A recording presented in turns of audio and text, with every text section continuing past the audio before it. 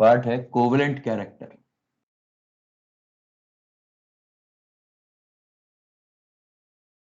Covalent character in ionic bond.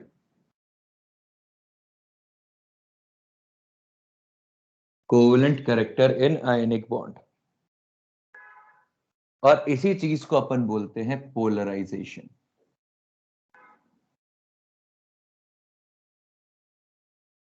Polarisation it is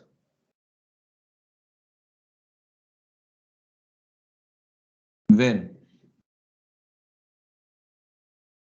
orbitals of ions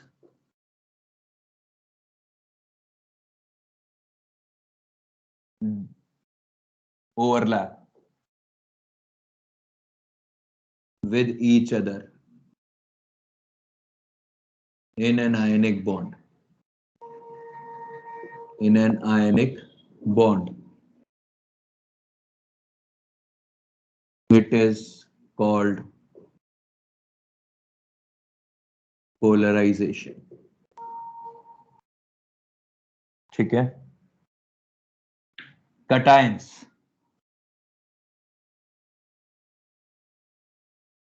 attract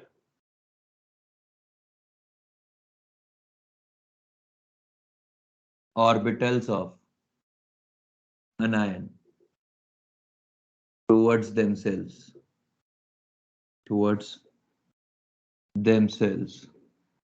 and therefore they overlap with vacant orbitals of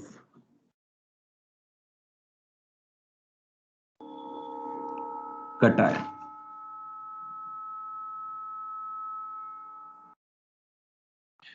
भाई आपके पास ये cation है, cation का ये vacant orbital है, ये अनायन है और ये अनायन के फिल्ड ऑर्बिटल्स है, नेगेटिव चार्ज। ये कटायन क्या करेगा, इनको अपनी तरफ अट्रैक्ट करेगा। भाई करना भी चाहिए, पॉजिटिव और नेगेटिव चार्ज को अपनी तरफ अट्रैक्ट करेगा, ये अट्रैक्ट करेगा। और जब ये अट्रैक्ट करेगा तो इससे क्या बनेगा, अट्रैक्शन के बाद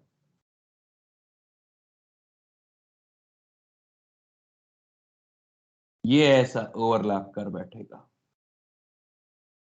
जैसे ऑर्बिटल ओवरलैपिंग हुई, यहां पे कोवेलेंट कैरेक्टर जनरेट हो गया, जनरेशन। और ये जो कोवेलेंट कैरेक्टर जनरेशन है, इसी चीज को अपन बोलते हैं पोलराइजेशन। इसी चीज को अपन क्या बोलते हैं, पोलराइजेशन। समझ में आ गया।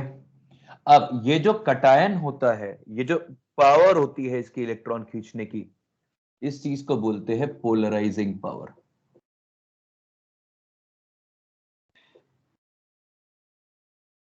एबिलिटी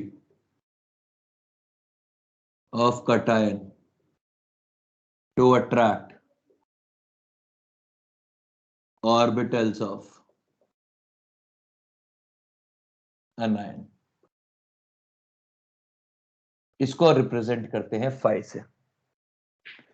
इसको किससे रिप्रेजेंट करते हैं, फाई से। और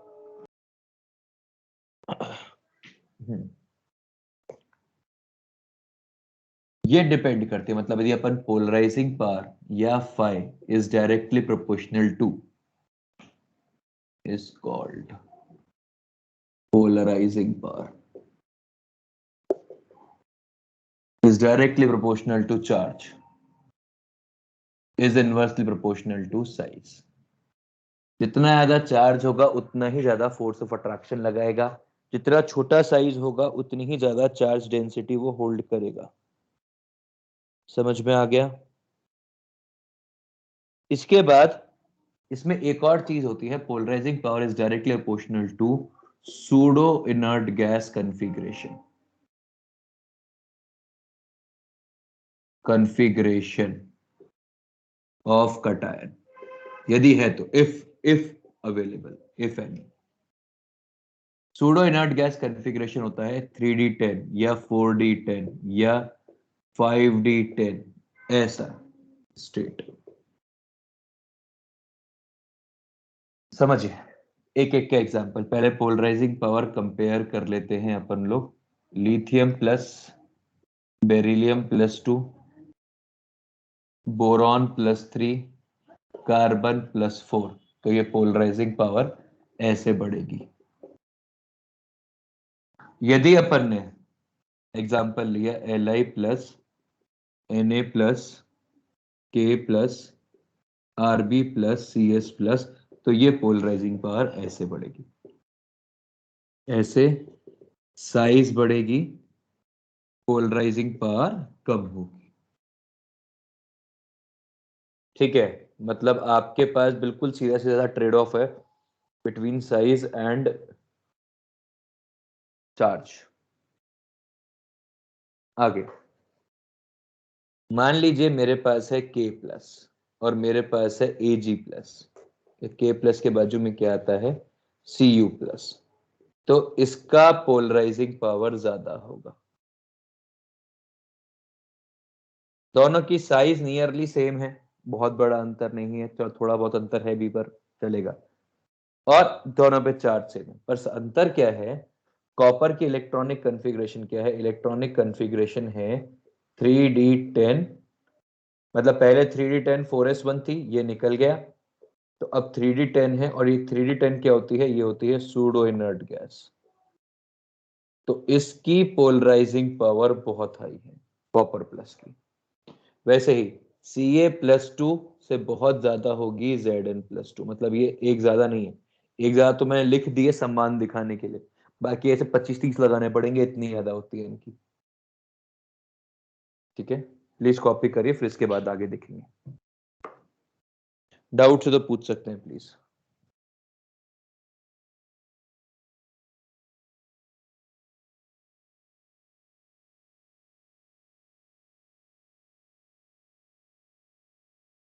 कोवेलेंट कैरेक्टर मींस जैसे जो डायरेक्शनल नेचर है वो। सर इसमें पाई बॉन्ड की तरह ओवरलैप होगा क्या? बिल्कुल, पाई बॉन्ड सिग्मा बॉन्ड किसी भी तरह भी ओवरलैप हो सकता है, वो कैरेक्टराइज नहीं होता है।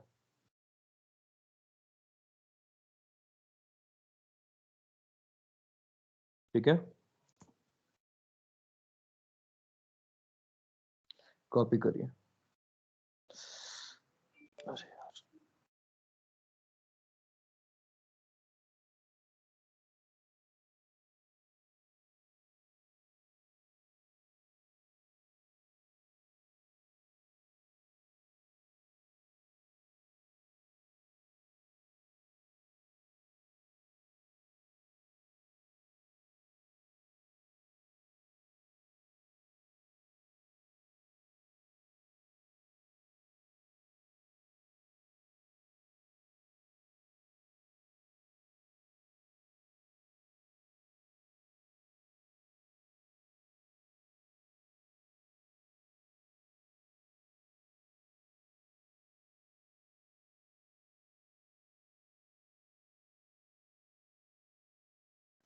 सर अगर हम कॉपर और आर्सेनिक को कंपेयर करें तो पोलराइजेशन एनर्जी किसमें ज्यादा होगी?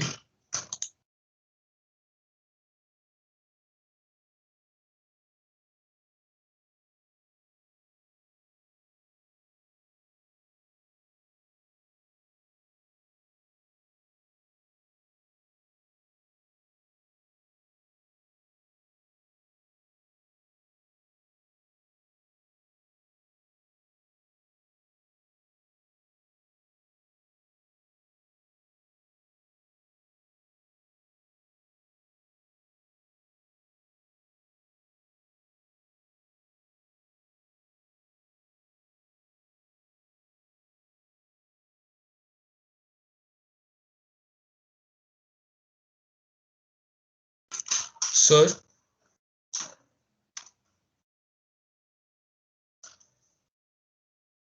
सर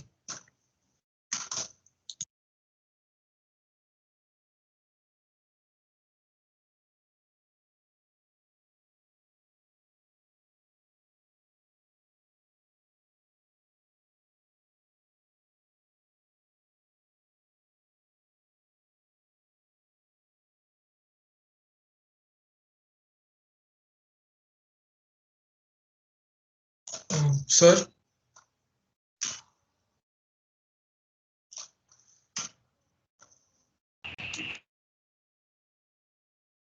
सर एक डाउट है, पूछूं क्या? यार पूछ ले, इतने पूछे दो, तू भी पूछ ले। सर अगर हम कॉपर और आर्सेनिक को कंपेयर करेंगे तो पोलराइजेशन एनर्जी किसमें ज्यादा होगी?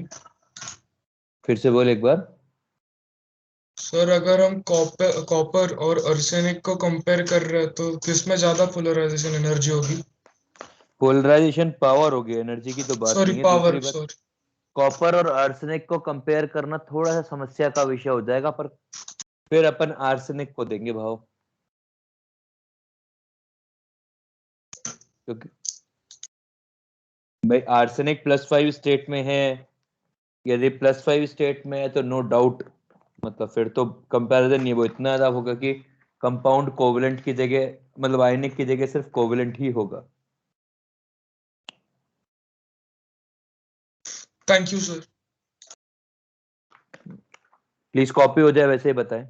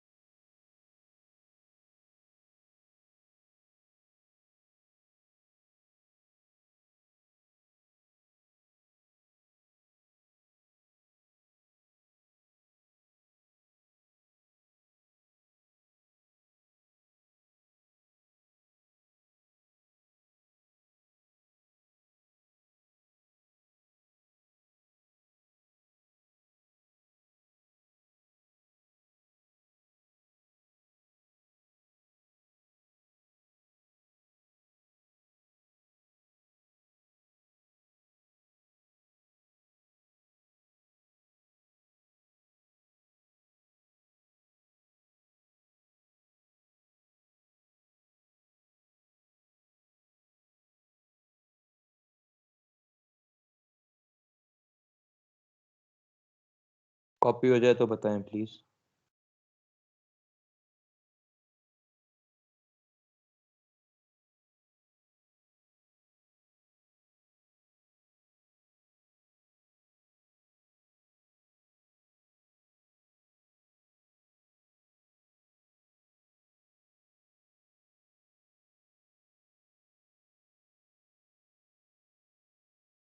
सर इसका कुछ यूनिट होता है क्या पोलराइजिंग पावर? नहीं नहीं,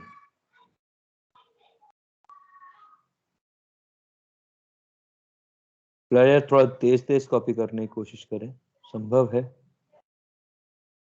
सर तो वो बस एक नंबर होगा क्या? हम्म,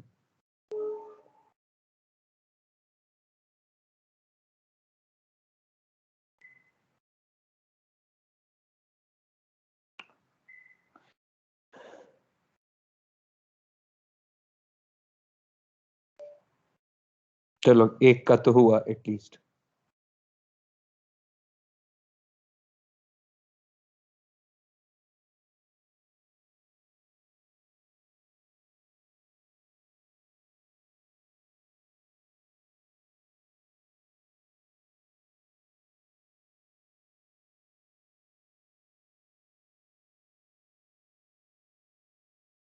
ओके ना, आगे बढ़े फिर। सर बोल भाई। सर अगर हम सूडो इनर्ट गैस कंसिडर कर रहे हैं तो फिर दोनों के ऊपर का चार्ज सेम चाहिए क्या? नहीं नहीं, ऐसा कोई जरूरी नहीं है। वो तो चार्ज, यदि मैं ऐसा बोलता कि K प्लस और Zn+2 को कंपेयर करो, तो आप क्या बोलते कि सर वो हो सकता है सूडो इनर्ट गैस के अलावा चार्ज से भी हुआ हो, इसीलिए। ठीक है सर। सर बोलो। सर आप एक बार ब्रीफ में बता सकते हैं सूडो इनर्ट गैस वो क्या रहता है?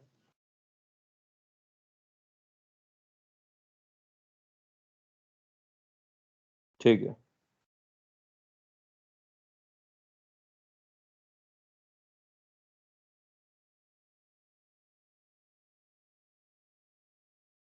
क्या यहां तक सबका कॉपी हो गया है? Yes sir. हाँ सर।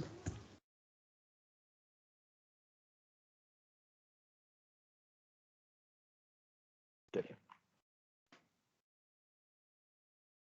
भाई, सूडो, आप इनर्ट गैस कॉन्फ़िगरेशन क्या जानते हैं? उसका आउटर ऑर्बिटल पूरा भरा हुआ है। मतलब P6 NP6 स्टेट। हाँ क्या सर। होता है? NP6 यदि स्टेट हो तो उसको अपन बोलते हैं इनर्ट गैस कॉन्फ़िगरेशन। तो यदि NP6 के साथ साथ D6 भी हो, सॉरी D10 भी हो,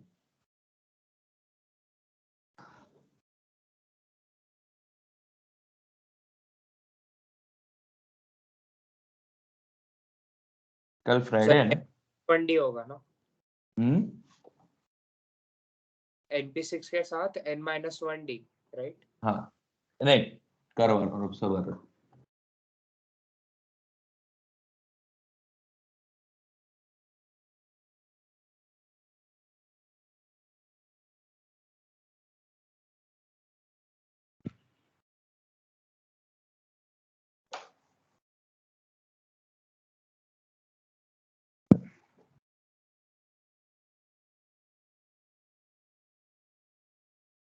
समझिए भाई, हमने लिखा कॉपर की इलेक्ट्रॉनिक कॉन्फ़िगरेशन क्या है।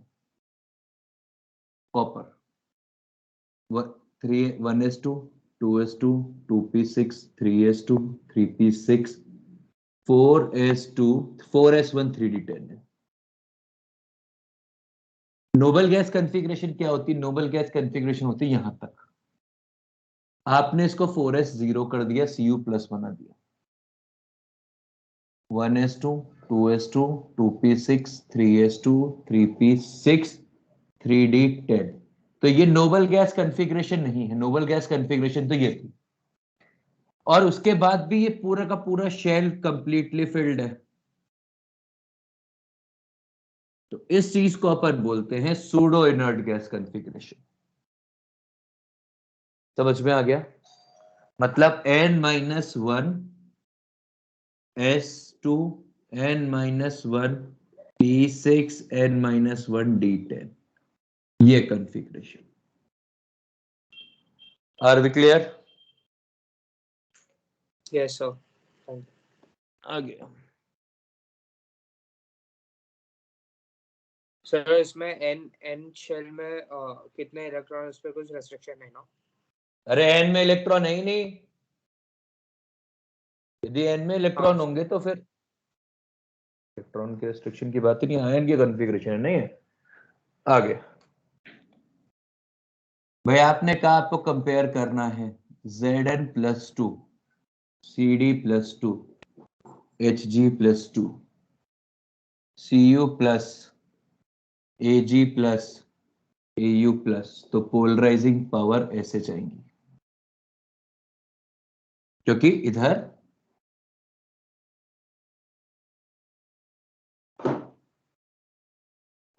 अरे यार एक second,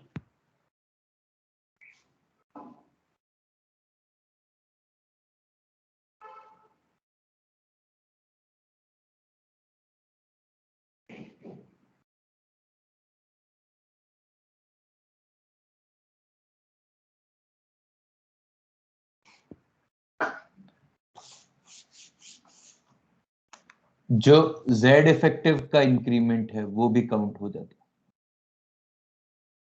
also increases, also affects polarising power.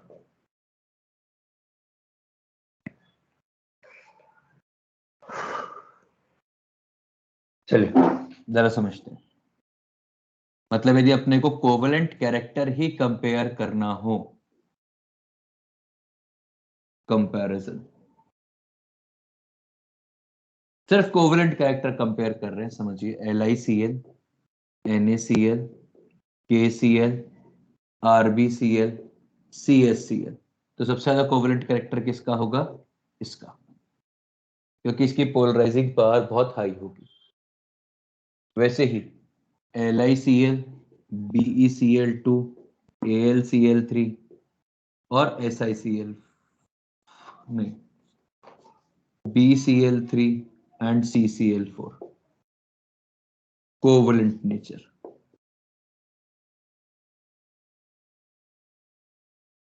समझ में आ गया? क्योंकि पोलराइजिंग पावर, अनायन कांस्टेंट रखा है, केवल कटायन वेरिएबल है, तो कटायन के ऊपर सब कुछ डिपेंड करेगा। ZnCl2, CdCl2, HgCl2, KCl, CuCl, ZnCl2। यहां से इन दोनों में सूडो इनर्ट गैस है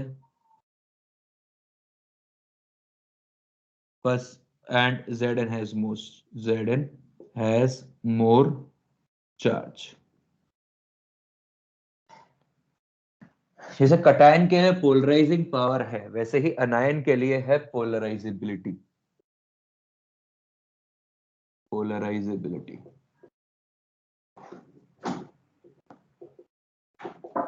ability of अनायन,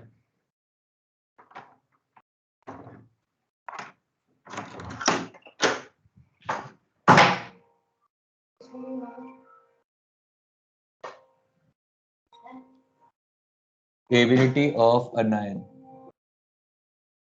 to get polarized is called polarizability। ability of anion to get its orbital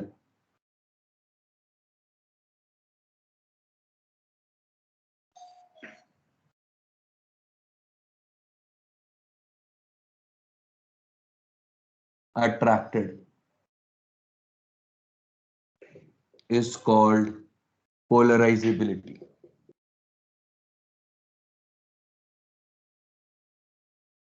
ठीक है, Z लिखो या S लिखो, कोई फर्क नहीं पड़ता उसमें, वो यूके इंग्लिश, यूएस इंग्लिश, जो भी कुछ होता है। मतलब यहाँ पे पोलराइजेबिलिटी और सीबिलिटी कुछ भी लिख सकते हैं। और ये जो होता है पोलराइजेबिलिटी, ये डायरेक्टली प्रोपोर्शनल होती है चार्ज के, चार्ज ऑफ एन आयन के, एंड डायरेक्टली प्रोपोर्शनल होती है साइज ऑफ एन आयन की। जितना बड़ा एन आयन होगा उतना ज्यादा पोलराइज हो सकता है। ठीक है, जैसे हमारे पास एग्जांपल है F minus Cl minus Br minus I minus, ये साइज का ऑर्डर है, चार्ज सेम है, साइज ऑर्डर, तो यही पोलराइजेबिलिटी का भी ऑर्डर है। ठीक है, जैसे अपने पास है F minus O2 minus N3 minus C4 minus, तो यही पोलराइजेबिलिटी का भी ऑर्डर है, ऑर्डर, क्योंकि इनमें चार्ज पड़ रहा है। इसमें ज्यादा एनायंस के अंदर ज्यादा कंपेयर करने के लिए होता नहीं, कि ज्यादा फैक्टर नहीं होते हैं, साइज और चार्ज, साइज और चार्ज, यही घूमते रहते हैं, दिमाग नहीं लगाना पड़ता है। और जो पोलराइजेशन है, मतलब एग्जांपल देख लेते हैं। अपन ने कहा कि अपने पास है LiF, LiCl, LiBr, LiI, सबसे ज्यादा पोलराइजेशन इसमें होगा, पोलराइजेशन सबसे ज्यादा इसमें होगा। एंड पोलराइजेशन के अलावा कोवेलेंट कैरेक्टर, कोवेलेंट कैरेक्टर को अब नाम दे दिया है CC नेचर, ये भी इसी में ज्यादा होगा।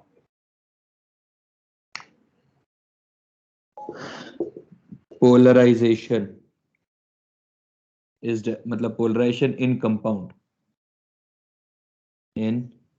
Compound is directly proportional to polarizing power of cation is directly proportional to polarizability of anion. और पोलराइजिंग पावर ऑफ कटायन का मतलब है charge of cation inversely proportional to size of cation, directly proportional to charge of anion, directly proportional to size of anion, directly proportional to pseudo inert gas. बस इतना copy करिए और इसके बाद अपन पढ़ना चालू करते हैं एप्लीकेशंस ऑफ पोलराइजेशन, और वो खूब सारी है साहब। 2 दिन अपने को वही लिखना है, तो कुर्सी की पेटियां बांध लीजिए।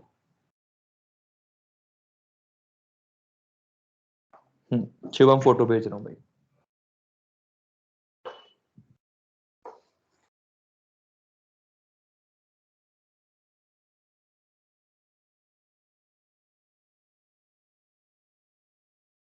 एक बात तो अब डिस्कशन में अपना क्या क्या हो रखा है और क्या क्या पेंडिंग है।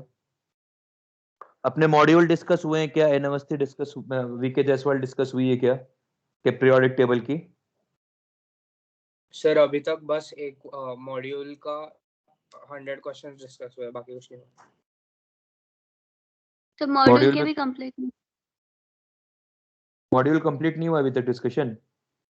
नहीं सर, पहले 100 एक ही क्वेश्चन। एक्सरसाइज। हाँ ठीक है। सर। और वीके जायसवाल तो डिस्कशन हुआ है ना पूरा? नहीं सर, कुछ भी नहीं हो सकता। वीके सर, जायसवाल बहुत पीरियोडिक, बचा V K Jaiswal periodic table exercise 1 पूरी डिस्कशन ऑन सैटरडे। हाँ सर।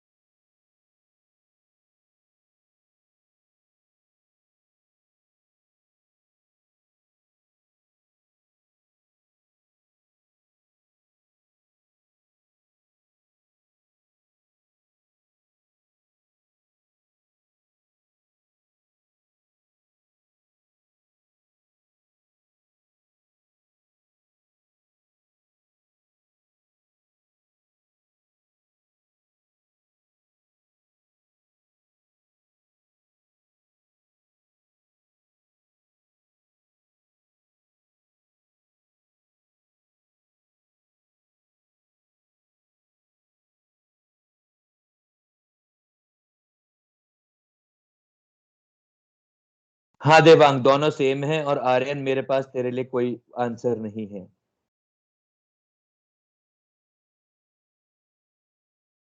मैंने कहीं नहीं बताया कि polarization is directly proportional to size of cation.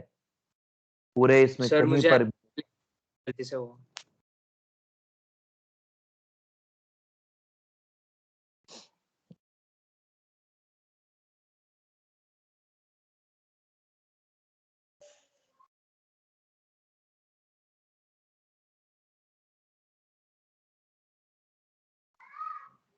हाँ देवांग, दोनों सेम है। चलिए आगे बढ़ते हैं। फैक्टर्स या properties affected by polarization. Sir polarization directly proportional क्यों रहता है एनायंस के साइज से? क्योंकि इतना बड़ा अनायन होगा उतनी ही आराम से बेंड हो जाएगा। कोई और अट्रैक्ट कर रहा है ना, जितना बड़ा अनायन होगा उतना ही ज्यादा आराम से उसको कोई और अट्रैक्ट कर पाएगा।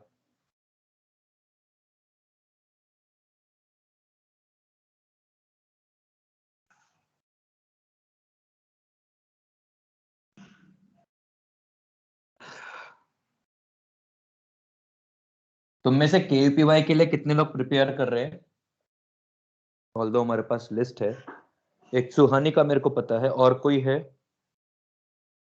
जो केयूपीवाई के लिए सीरियस एफर्ट दे रहा है? नहीं, पास ऐसा नहीं कि केवल ठीक है सब लोग करते हैं तो हम भी कर ले रहे हैं। जिनका टारगेट है केयूपीवाई, वो पूछ रहा हूँ। ठीक है।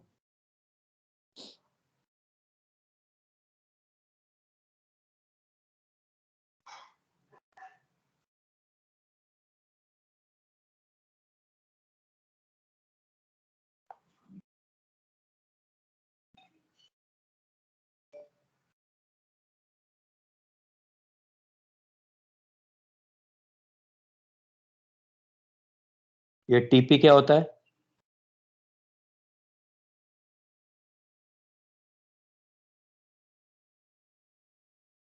एह, कित लोग ना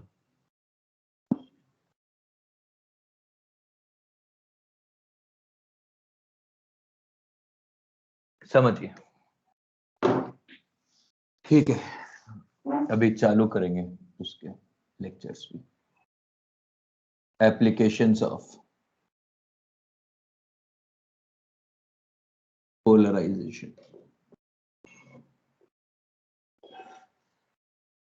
एप्लीकेशंस ऑफ पोलराइजेशन में सबसे पहला एप्लीकेशन है colour intensity, colour of ionic compound.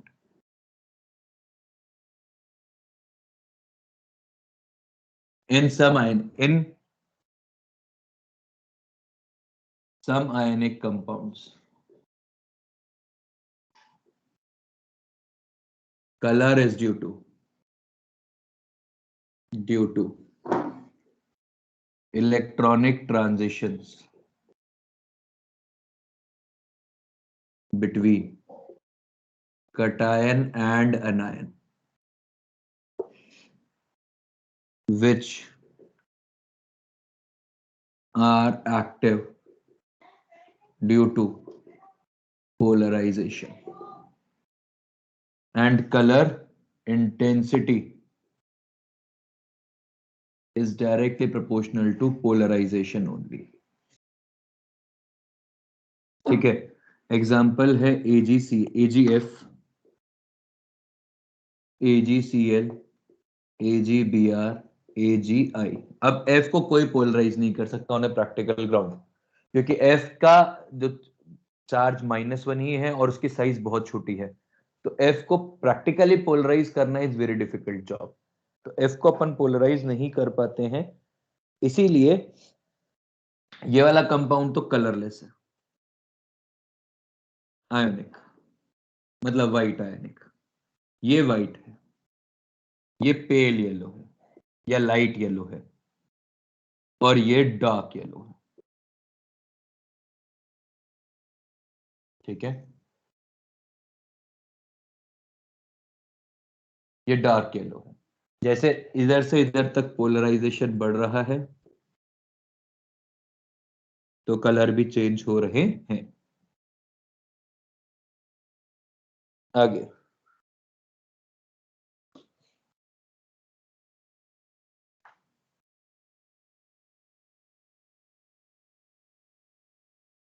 Sir वो AgF फिर हाइपोथेटिकल होगा क्या? नहीं नहीं, आयनिक कंपाउंड है, हाइपोथेटिकल कहां से होगा? कलरलेस व्हाइट वैसा। अपन बात करें HgCl2 और HgI2 में। HgCl2 और HgI2 के अंदर HgCl2 जो है ये व्हाइट है और ये स्कारलेट रेड है,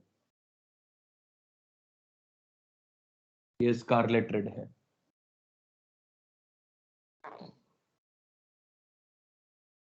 SnCl2 SnCl4 व्हाइट है और SnI4 रेड है, ऑरेंज रेड है। ठीक है, तो जैसे तो पोलराइजेशन बढ़ेगा वैसे वैसे कलर आता जाता है। तो यहां पर अपन एक बात लिख सकते हैं कि if chloride of any cation is white, then its bromide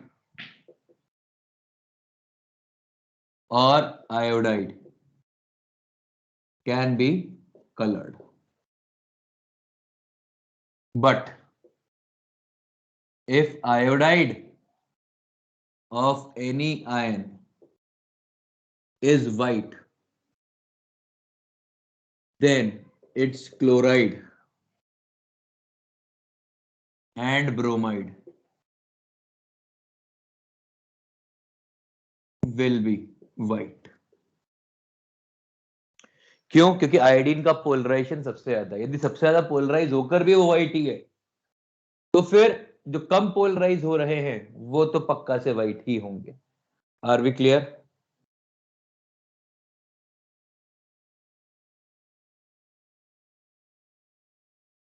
sir colourless क्यों नहीं? यार व्हाइट और कलरलेस एक ही बात लिखते हैं अपन लोग, मतलब वहां पे थोड़ा सा प्रॉब्लम है व्हाइट और कलरलेस। क्योंकि ट्रांसपेरेंट तो कभी भी कुछ भी नहीं होता है हमारे लिए, ट्रांसपेरेंट तो केवल बीड्स होती हैं। और मतलब ऐसा है कि आपको मालूम, आपको नहीं मालूम है तो CuI जो है ये व्हाइट ही होता है। यदि CuI व्हाइट है तो CuCl एंड CuBr भी व्हाइट ही, और बाकी व्हाइट है। और जो आयोडाइड है वो कलर्ड है, उसके तो अपने एग्जांपल लिख ही लिए ना। Sir are we clear? तो क्या सर H2O ट्रांसपेरेंट होता है। यार, तो अपन बात किसकी कर रहे हैं? आयनिक कंपाउंड की। तो पानी कोवलेंट में क्यों जा रहा है भाई? नहीं सर, मतलब आपने बोला ट्रांसपेरेंट कलर होता नहीं है तो। अरे आयनिक कंपाउंड के अंदर बात चल रही है भाई। हाँ सर, ठीक। वो तो H2SO4 भी ट्रांसपेरेंट होता है फिर तो। सर अभी कौन जो सा? बात कर रहे हैं अभी अपन सेम फ्रेम में तो बात करेंगे। ये थोड़ी ना है कि कल को बोल देगा सर ग्लास ग्लास ट्रांसपेरेंट होता है सर, आपने देखा ही होगा लेंस ट्रांसपेरेंट होता है। उसका इलाज थोड़ी ना है मेरे पास। अभी जिस फ्रेम में बात करें उसी फ्रेम में सोचेंगे ना।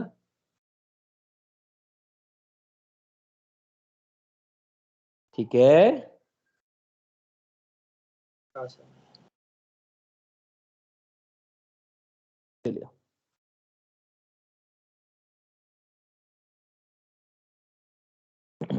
इसके बाद अगला electrical conductivity.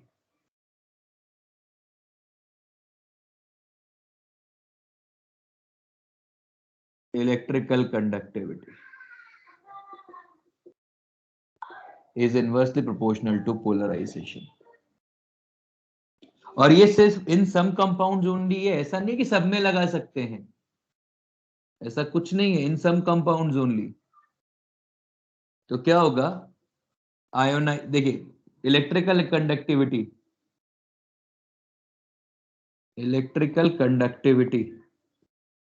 is directly proportional to ions। which is directly proportional to ionization, which is directly proportional to ionic character. तो यदि कोवेलेंट कैरेक्टर बढ़ गया and therefore inversely proportional to covalent character. तो यदि कोवेलेंट कैरेक्टर बढ़ गया तो ionisation कम हो जाता है, और आयोनाइजेशन कम हो जाएगा तो फिर इलेक्ट्रिकल कंडक्टिविटी भी कम हो जाएगी. ऐसे LiCl एंड BeCl2, इसकी इलेक्ट्रिकल कंडक्टिविटी ज्यादा है.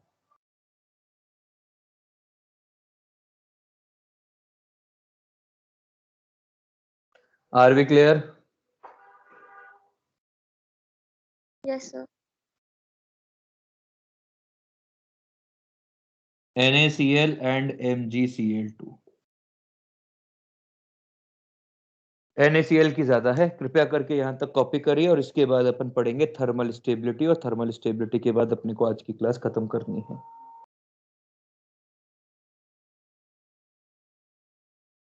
बाकी का अपन पढ़ेंगे कल. तो कृपया करके यहां तक कॉपी करिए.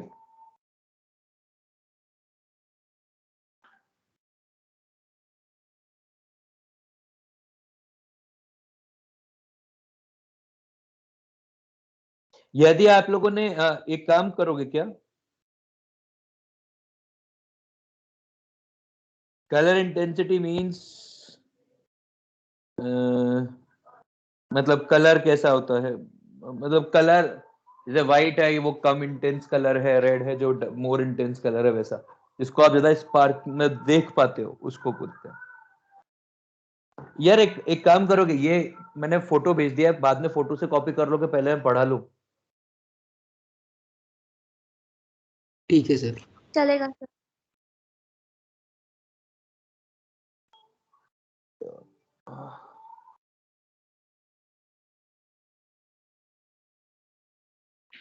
वरना फिर वो पूरा नहीं हो पाएगा तो यार बड़ा दुख होगा मुझको, क्योंकि वो टारगेट है वहां तक का, वहां तक पढ़ा के जाना है.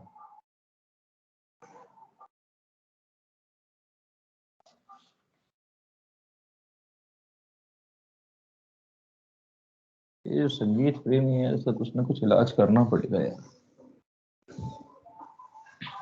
अच्छे गाने नहीं बजाता एक तो, और कोई मिड एज ही है, मतलब 45 साल का, 40 से 45 साल के बीच. ये मेरे बचपन के गाने हैं, तो दुनिया की जवानी के होंगे उसके, वो ऐसे अजीब से गाने बैठे हैं. देखिए, thermal stability of compound.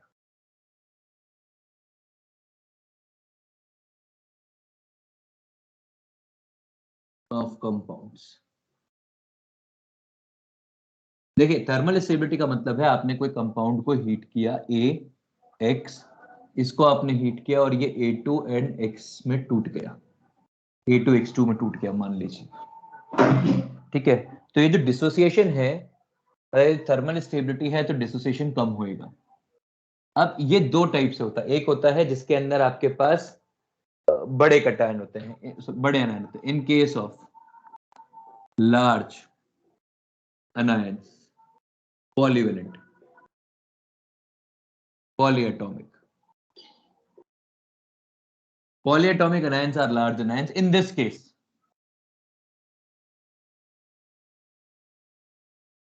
down the group,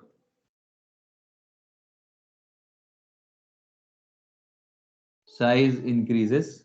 Sorry, size increases. Thermal stability increases. Polarization decreases. सही सी बात है भाई, डाउन द ग्रुप साइज बड़ा होता जाएगा कटायन का. ये क्योंकि अनायन आपने पॉलीएटॉमिक रख लिया, तो अनायन के ऊपर बहुत बातें नहीं हो रही है. Are we clear? एग्जाम्पल समझते हैं इसके.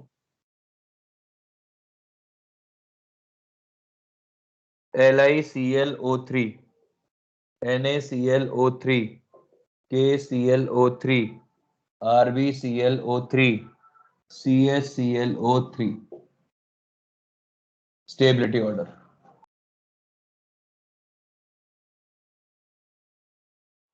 और अब आपको जो लगाना है, मतलब LiOH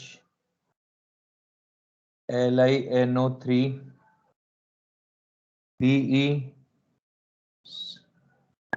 LiNO3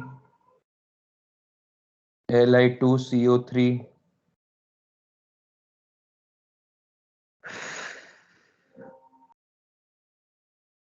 LiOH LiNO3 Li2CO3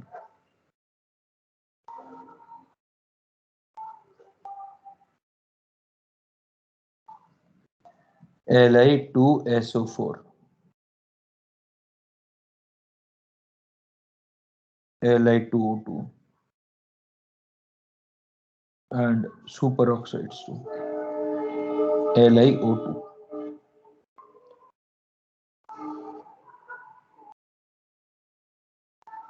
ठीक है, तो इनके लिए क्या होगा, पॉलीवेलेंट पॉलीएटॉमिक है, तो इससे ज्यादा होगा NaOH, इससे ज्यादा होगा KOH, इससे ज्यादा होगा RbOH, इससे ज्यादा होगा CSOH, इससे ज्यादा होगा NaNO3, इससे ज्यादा होगा KNO3, इससे ज्यादा होगा RbNO3 और उससे ज्यादा होगा CSNO3, इससे ज्यादा होगा Na2CO3, Na2 से ज्यादा होगा K2CO3, इससे ज्यादा होगा Rb2CO3, इससे ज्यादा होगा CS2CO3, इससे ज्यादा होगा Na2SO4, इससे ज्यादा होगा K2SO4, K2SO4 से ज्यादा होगा Rb2SO4, इससे ज्यादा होगा CSSO4। ठीक है,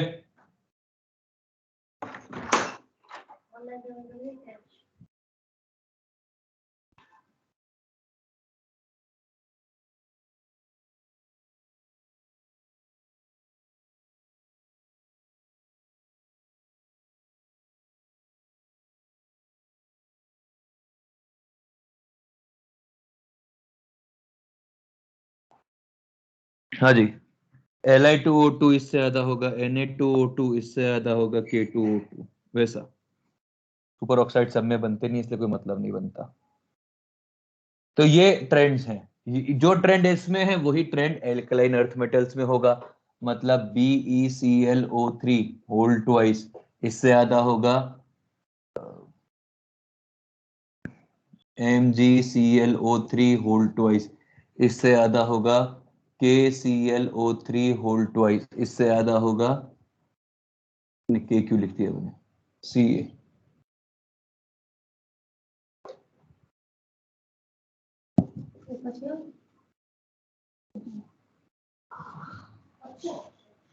और फिर BaClO3 whole twice. Are we clear? और ऐसे ही आप सबके लिए, मतलब जैसे अपन ने क्लोरेट्स के लिए बनाया है, आप BeOH whole twice, BeNO3 whole twice, BeCO3, BeSO4, ये सबके लिए लगा सकते हो। सेम सेम ऐसा ही, मतलब इसमें कोई अंतर नहीं आता है। तो ये खुद से करिएगा, ये मैं लिखवा नहीं रहा हूं, इतनी मेहनत नहीं करूंगा। In case of monoatomic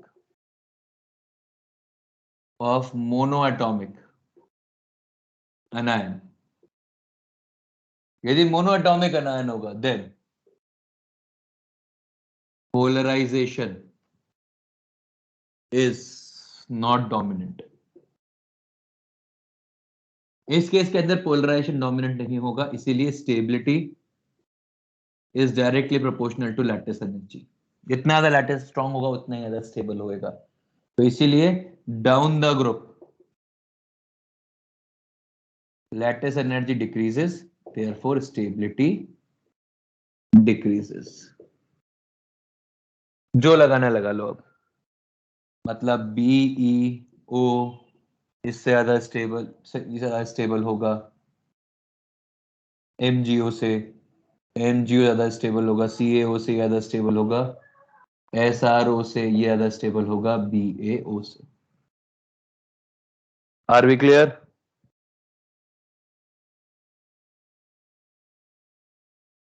yes. अब आपको जो लगाना है लगा लो यार, मतलब ऑक्साइड्स के लगाना है, मतलब आप लिथियम ऑक्साइड इसके लिए यूज कर लो, lithium oxide, sodium oxide, potassium oxide, rubidium oxide, caesium oxide आप यूज कर लो। नाइट्राइट्स के लिए Li3n, Na3n, K3n, Rb3n, CS3n। आप हेलाइड्स के लिए यूज कर लो LiX, NaX, KX, RbX, CSX, PeX2, MgX2, CaX2, SrX2, PaX2, where X is halogen। Done, आज का क्लास का हो गया टारगेट कंप्लीट। अब कृपया करके यहाँ तक कॉपी कर लीजिए और इसके बाद का अपन पढ़ेंगे नेक्स्ट क्लास में।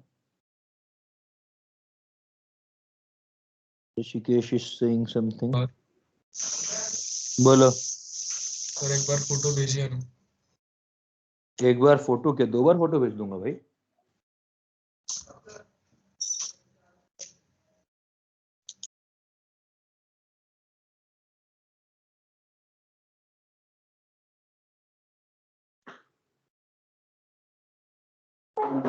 सुजीत क्या कह रहा है भाई? Is this the book? मतलब हाँ, यदि इसकी तेरे पास हार्ड कॉपी होनी चाहिए, इसका नया एडिशन भी होगा ना?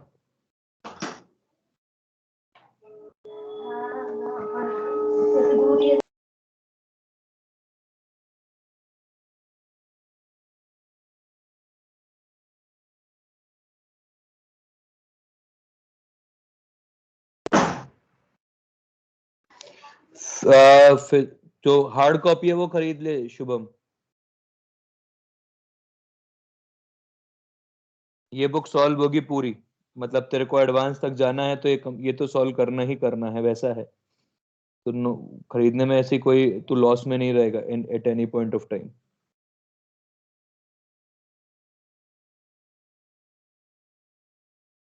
हाँ जी, किसी को और कोई डाउट हो तो बताओ।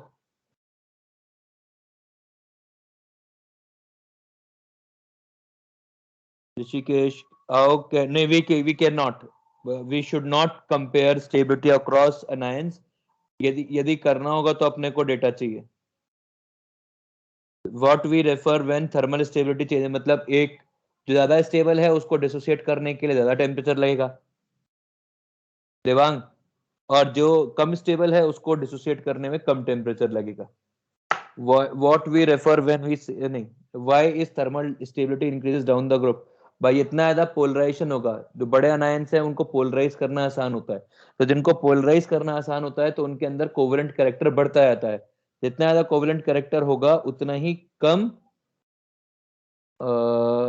जितना ज्यादा कोवेलेंट कैरेक्टर होगा उतना ही कम स्टेबल वो कंपाउंड होएगा। ठीक है, चलिए प्लीज कॉपी कर लीजिए। टाटा bye bye, see you letter.